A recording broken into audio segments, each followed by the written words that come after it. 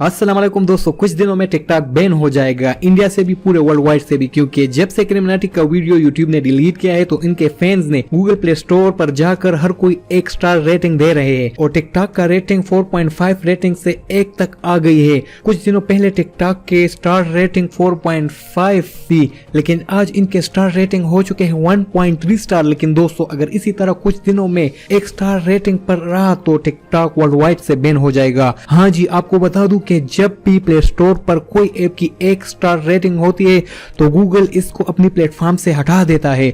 लेकिन दोस्तों, इस ऐप को किस तरह हटा जाएगा ये मैं बाद में बताऊंगा। सबसे पहले तो दोस्तों आपको बता दूं कि सब इंडियन मिलकर इस ऐप को 1 स्टार क्यों दे रहे हैं। दोस्तों, सबसे पहला रीजन तो ये है कि क्रिमिनलिटी विद टिकटॉक का एक कंट्रोवर्सी चला था, जिसके बाद क्रिमिनलिटी का वीडियो जैसे यूट्यूब से हटा, उसके बाद क्रिमिनलिटी के फैंस ने पूरा गुस्सा टिकटॉक ऐप पर निकाला और प्ले स्टोर पर 1 स्टार रेट दी। ये तो थी क्रिमिनलिटी के फैंस। लेकिन दोस्तों, कुछ इंडियन ऐसी भी है जिनको टिकटॉक से और भी परेशानी थी। जब हम टिकटॉक ऐप इंस्टॉल करते हैं तो वहां पर हम सब से पहले परमिशन लेती है और हमारा पूरा फोन वो यूज करते हैं और हम सबका पूरा डेटा चुरा सकती है। दोस्तों, ये बात बिल्कुल सच है कि टिकटॉक पर आजकल छोटे बच्चे भी फहाशी फैला रहे हैं। और दोस्तों, सबसे बड़ा वजह कि लोग फेमस होने के लिए गलत स्टैंड करते हैं, कुछ लोगों की जान भी जा चुकी है। और दोस्तों, आप लोगों को बता दूं कि फैजल सदीक, जो कि आमिर सदीक का भाई है, इसने टिकटॉक पर एक